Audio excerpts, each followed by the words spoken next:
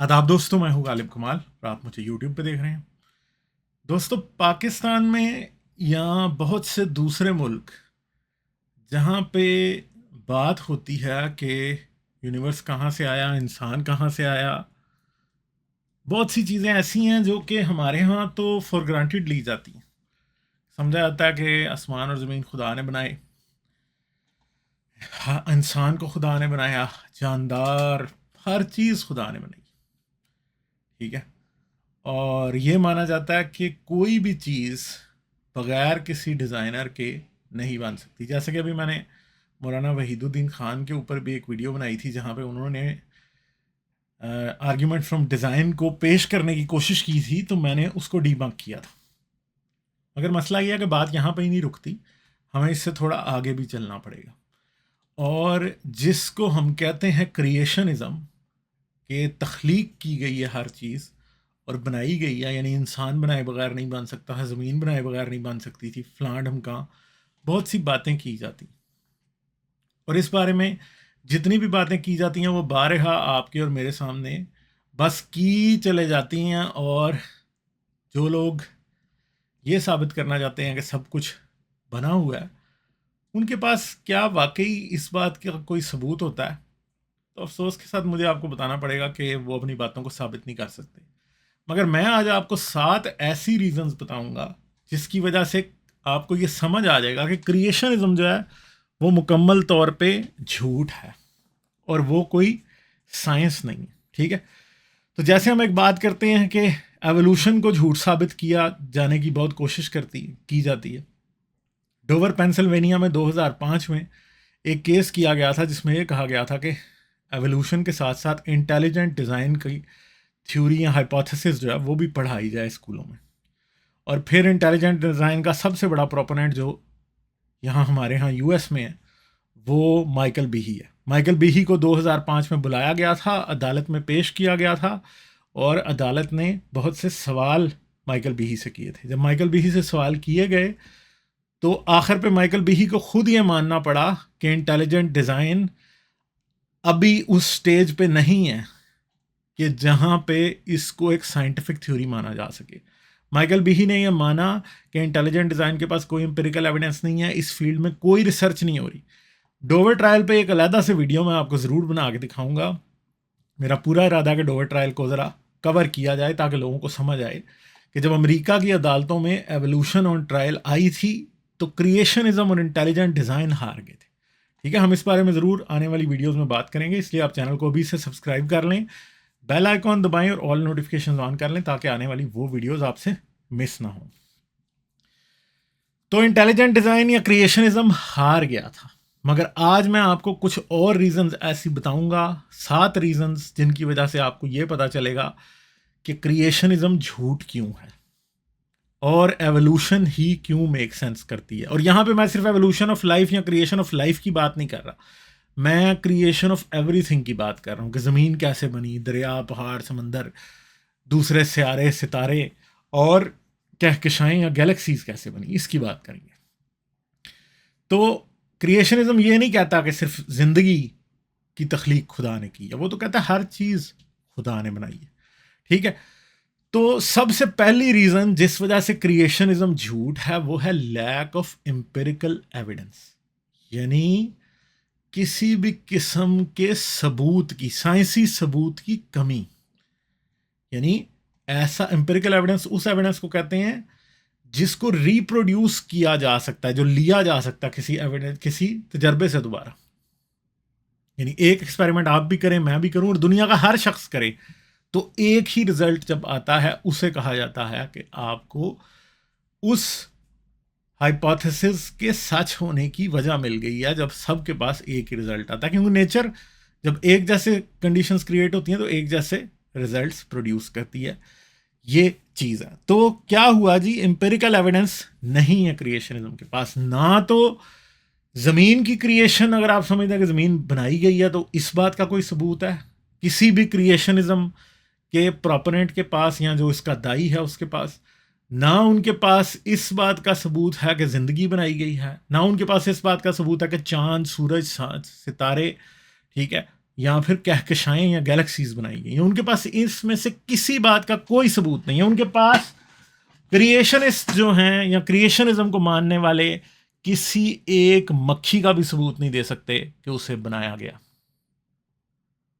ठीक है, हाँ वो अपनी किताबों में दावे जरूर कर सकते हैं कि तुम एक मक्खी बना के ला दो, मगर वो खुद भी मक्खी, वही मक्खी वो भी बना के नहीं दिखा सकते, या जिस क्रिएटर को वो मानते हैं इस बात का वो सबूत ही नहीं दे सकते कि उस क्रिएटर ने वो मक्खी बनाई भी है या वो क्रिएटर एग्जिस्ट भी करता है। इस बात का सबूत 0/0 है, बल्कि 0/इंफिनिटी है।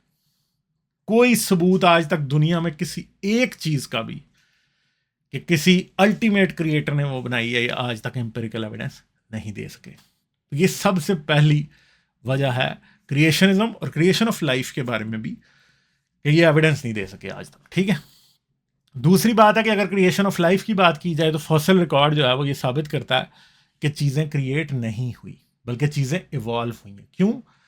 क्योंकि हम ये देखते हैं कि जैसे जैसे हम नीचे जाते हैं, आप ज़मीन में नीचे खोदते चले जाएं और आपके पास पुरानी से पुरानी नीचे रॉक लेयर्स आती जाती हैं। जितना आप नीचे जाएंगे आपको उतनी ज़्यादा सिंपल लाइफ मिलेगी, और जैसे जैसे आप ऊपर आते जाएंगे आपको उतनी कॉम्प्लेक्स लाइफ मिलेगी। कैम्ब्रियन और प्री कैम्ब्रियन के रॉक्स में आपको सिर्फ माइक्रो ऑर्गेनिजम्स की कुछ ट्रेसेस मिल जाएंगे और बहुत सिंपल किस्म की लाइफ मिलेगी।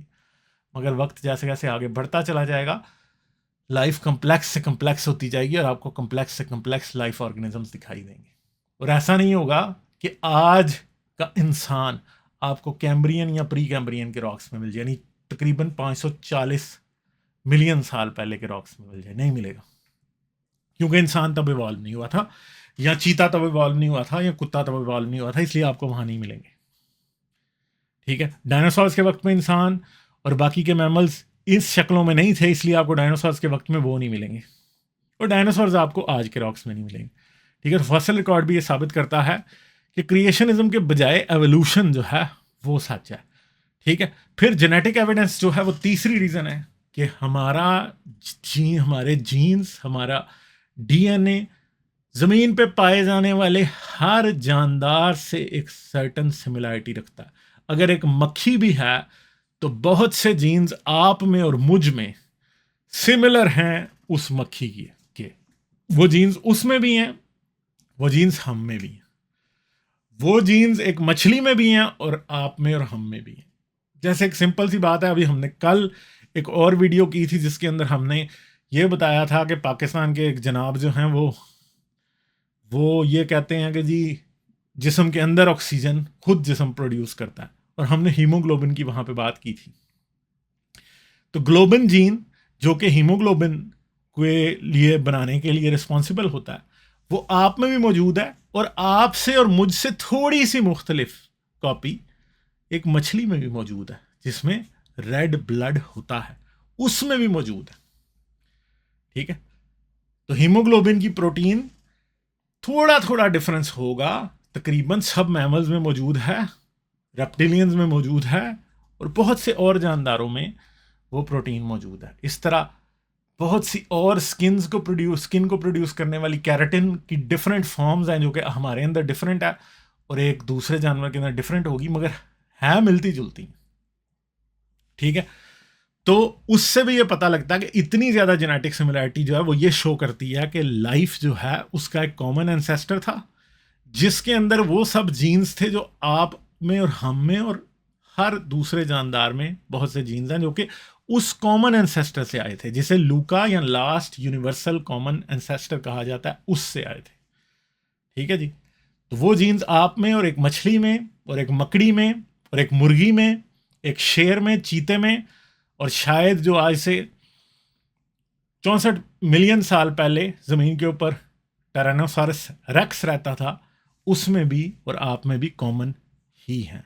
ठीक है, तो ये एक बहुत बड़ी रीज़न है ये मानने की कि ज़िंदगी इवॉल्व हुई है, ये क्रिएट नहीं हुई।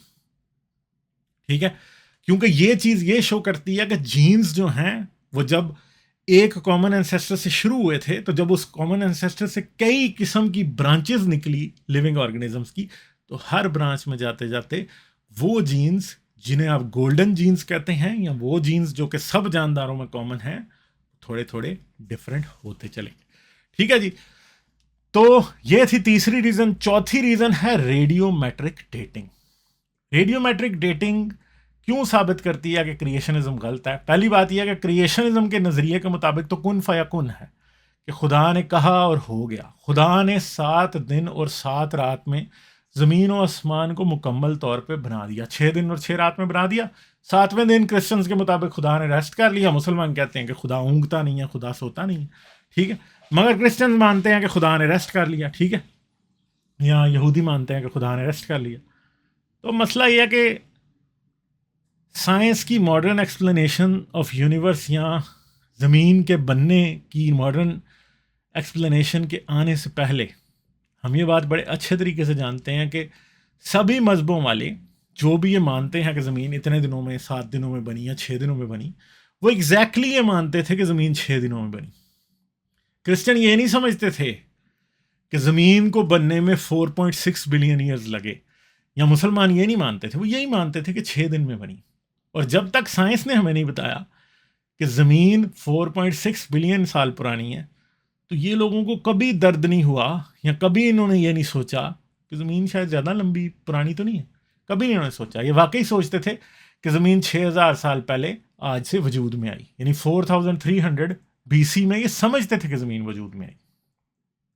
तो अब मसला ये है कि रेडियोमेट्रिक डेटिंग, जो कि उन्हीं प्रिंसिपल्स पे काम करती है जिन प्रिंसिपल्स पे न्यूक्लियर वेपन्स चलते हैं, ठीक है, या जिन प्रिंसिपल्स के ऊपर आपके न्यूक्लियर पावर प्लांट चलते हैं, जिनकी बिजली आप इस्तेमाल करते हैं। तो रेडियोमेट्रिक डेटिंग हमें यह बताती है कि ज़मीन पे पाए जाने वाले सबसे पुराने पत्थर 4.3 बिलियन ईयर्स पुराने हैं, यानी 4 अरब और 30 करोड़ साल पुराने। वो इसलिए है कि ज़मीन की सरफेस इरोड होती रहती है। ज़मीन की सरफेस पे जहाँ पे आज कहीं पत्थर हैं, आज से 2 मिलियन साल बाद वहाँ पे वो पत्थर नहीं होंगे। वाटर एक्शन, रेन और वाटर साइकिल उन पत्थरों को ख़त्म करके उन्हें सेडिमेंट्री रॉक्स में जाके कहीं और कन्वर्ट कर देगा, और नहीं पता लगेगा कि वो कितने पुराने पत्थर हैं। तो ज़मीन पे सबसे पुराने पत्थर कनाडा में पाए जाते हैं, जिनकी एज 4.3 बिलियन ईयर्स है। मगर हमारे सोलर सिस्टम में पाए जाने वाले डिफरेंट मीटेराइट्स की डेटिंग जब की गई, तो उससे हमें पता लगा कि ज़मीन तकरीबन 4.54 से लेके 4.61 बिलियन ईयर्स पुरानी है। ठीक है, क्योंकि बेसिकली ज़मीन उसी तरह के मटेरियल से मिल के बनी है जो कि हमारे सोलर सिस्टम में पाए जाने वाले डिफरेंट मीटेराइट्स में। जब उनकी रेडियोमेट्रिक डेटिंग की जाती है तो आपको पता लग जाता है कि ये इतने पुराने हैं। उससे पता लगता है कि ज़मीन भी इतनी पुरानी है, हमारा सोलर सिस्टम ही इतना पुराना है। तो उससे ये पता लगा पहली बार कि ज़मीन तो बहुत पुरानी है। तो ये जितने क्रिएशनिज्म के प्रोपोनेंट थे, जो ये समझते थे कि खुदा ने कुन फयाकुन से या 7 दिनों में या 6 दिनों में ज़मीन और आसमान को बना दिया, सारे के सारे झूठे पड़ गए। ठीक है, फिर उसके बाद पांचवी रीज़न ये है कि एवोल्यूशन के सच होने की बहुत सी रीजंस मिल जाती हैं। उनमें से एक बहुत बड़ी रीज़न वो कोविड है, कोविड का वायरस जो आपको और मुझे दोनों को हो चुका है। वो फ्लू वायरसेस हैं जो बहुत हर साल हमें आके पकड़ लेते हैं। टीबी का बैक्टीरिया है जो कि आहिस्ता आहिस्ता, जो आज से 100 साल पहले हम मेडिसिन दे रहे थे टीबी के लिए, या सॉरी, जो आज से 50-70 साल पहले हम मेडिसिन दे रहे थे टीबी के लिए, वो ख़त्म हो गई है। आज की टीबी के बैक्टीरिया के ऊपर वो काम नहीं करती, क्योंकि टीबी का बैक्टीरिया नेचुरल सिलेक्शन यानी आर्टिफिशियल सिलेक्शन के प्रोसेस के थ्रू, क्योंकि आप एक ख़ास किस्म की दवाई उसको देते हैं और वो दवाई जो है वो उस बैक्टीरिया को सिलेक्ट करते चले जाती है, और उस सिलेक्शन की वजह से बैक्टीरिया रेजिस्टेंट होते चला जाता है। इसी तरह कोविड जो है वो इन्फेक्शन फैलाने के लिए अपनी फिटनेस इंक्रीज करता चले जाता है एवोल्यूशनरी प्रोसेस के थ्रू, और आहिस्ता आहिस्ता वो बेनाइन हो जाता है, जिस तरह वो इस टाइम हो चुका है। ठीक है जी, तो हम डेली एवोल्यूशन को, जो हम रिसेंटली एवोल्यूशन को हम माइक्रो ऑर्गेनिजम्स में बहुत तेज़ी से होते देखते हैं, और इस बारे में बहुत से एक्सपेरिमेंट किए जा चुके हैं। स्पेशली इकोलाई पे किया गया वो एक्सपेरिमेंट जिसके अंदर इकोलाई को सिट्रस फूड सोर्स के ऊपर जिंदा रहने के लिए इवॉल्व करा लिया गया। ये 30 साल लंबा एक एक्सपेरिमेंट था, जिसके एंड पे एक ऐसी स्ट्रेन इकोलाई के सामने आई, जो कि शुगर के बजाय सिट्रस फूड के ऊपर जिंदा रहने के काबिल थी।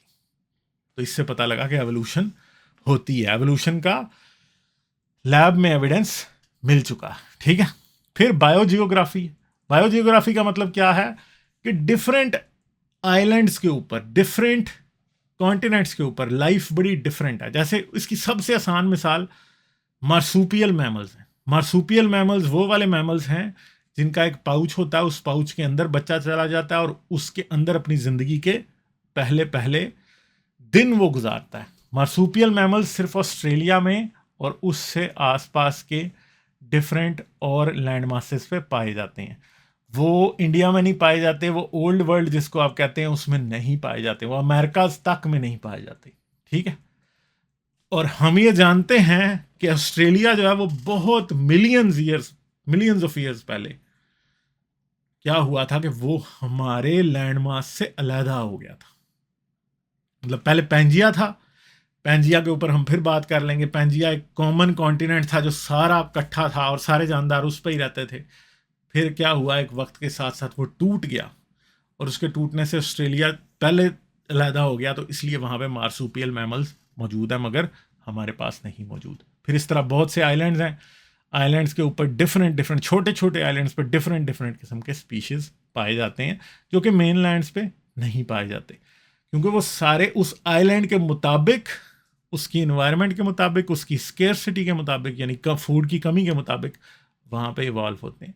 फिर एक और चीज़ है कि आइलैंड्स के ऊपर जो जानदार पाए जाते हैं, अगर फ़र्ज़ करें कि एक जानदार मेन लैंड पे पाया जाता है और उसके करीब कोई आइलैंड है, तो आइलैंड पे आप देखेंगे कि उसी जानदार की एक छोटी फॉर्म पाई जाएगी, क्योंकि आइलैंड की रिसोर्सेज कम होती हैं और होगी वो उसी जानदार की, मगर वहाँ पे वो छोटी इसलिए होगी क्योंकि आइलैंड के ऊपर रिसोर्सेज कम होते हैं, खाने पीने की चीज़ें कम होती हैं। इस वजह से आइलैंड ड्वार्फिज्म का जो एक एवोल्यूशनरी फिनोमेना है वो हो जाता है और उसकी वजह से जानदार छोटे हो जाते हैं।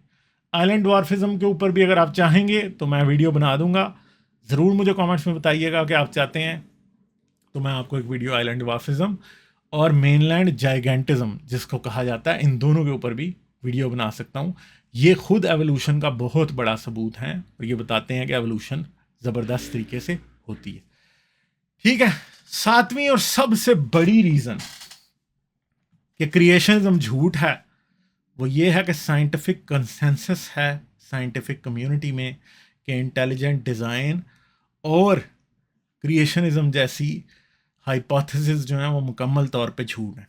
क्योंकि जो साइंटिफिक कम्युनिटी है दुनिया में, जो इस बात पर रिसर्च करती है कि लाइफ कैसे बनी, ज़मीन कैसे बनी, पहाड़ कैसे बने, सितारे कैसे बनते हैं, चांद कैसे बना था, मीटोराइट्स कैसे बन रहे हैं, गैलेक्सीज कैसे इवॉल्व होती हैं, इन सब चीज़ों पे जो रिसर्च करने वाले लोग हैं वो क्रिएशनिज्म को नहीं मानते, और वो इसलिए नहीं मानते कि उनको क्रिएशनिज्म का कोई सबूत कभी भी नहीं मिला, ठीक है जी। तो ये थी 7 रीजंस, इंपॉर्टेंट रीजंस थी ये सारी की सारी जो कि मैं आप लोगों को बताना चाह रहा था। उम्मीद है आपको इससे कुछ बातों की समझ आई होगी। हो सकता है कि आपकी नज़र में इससे भी कई रीजंस इंपॉर्टेंट रही हों या हों जो आप समझते हो ज़्यादा इंपॉर्टेंट रीज़न है क्रिएशनिज्म को रिजेक्ट करने की। तो आप क्या कर सकते हैं वो भी हमें ज़रूर कमेंट्स में बता सकते हैं, ठीक है। और ये बात याद रखिएगा, जो सबसे पहली रीज़न मैंने आपको बताई थी उससे रिलेटेड एक और पॉइंट मेरे जहन में आ गया कि सिर्फ और सिर्फ मजहबी बुक्स ही जो हैं वो क्रिएशनिज्म को सपोर्ट करती हैं। क्रिएशनिज्म के पास ना तो साइंटिस्ट की सपोर्ट है और ना ही एम्पिरिकल एविडेंस है। तो इसलिए क्रिएशनिज्म झूठ है, ये एक इंसानी तख़य्युल और ख़्याल की बुनियाद है, और वही ख़्याल इंसान ने अपनी बनाई हुई मुक़द्दस किताबों में लिख रखा है और उस वजह से वो समझता है कि चीज़ें क्रिएट की गई। तो दोस्तों, जाने से पहले इस वीडियो को लाइक कीजिएगा, चैनल को सब्सक्राइब करें, बेल आइकॉन दबाएं, ऑल नोटिफिकेशंस ऑन कर लें ताकि आने वाली तमाम वीडियोस के नोटिफिकेशन आपको मिलते रहें। इसके साथ साथ इस चैनल को पेट्रियन पे आप सपोर्ट कर सकते हैं। पेट्रियन का लिंक इस वीडियो की डिस्क्रिप्शन में है, उस पर जाएँ और जाके चेक करें और पेट्रियन पे चैनल को सपोर्ट करें। बाकी आप चैनल को पेपॉल के थ्रू भी सपोर्ट कर सकते हैं, चैनल की अपनी मेंबरशिप्स हैं, आप मेंबर भी बन सकते हैं ज्वाइन बटन पे क्लिक करके। अपना बहुत सा ख्याल रखिएगा, मैं आपसे अगली वीडियो में मिलूँगा। आदाब। इस वीडियो के आखिर तक मेरे साथ रहने का बहुत बहुत शुक्रिया। जाने से पहले इस वीडियो को सोशल मीडिया पे शेयर कर दें ताकि ये मैसेज और लोगों तक भी पहुंच जाए। इसके साथ साथ आप इस चैनल को पेपॉल, पेट्रियन और बाय मी अ कॉफी तीनों प्लेटफॉर्म्स पे सपोर्ट कर सकते हैं। इन तीनों प्लेटफॉर्म्स के लिंक इस वीडियो के डिस्क्रिप्शन में है।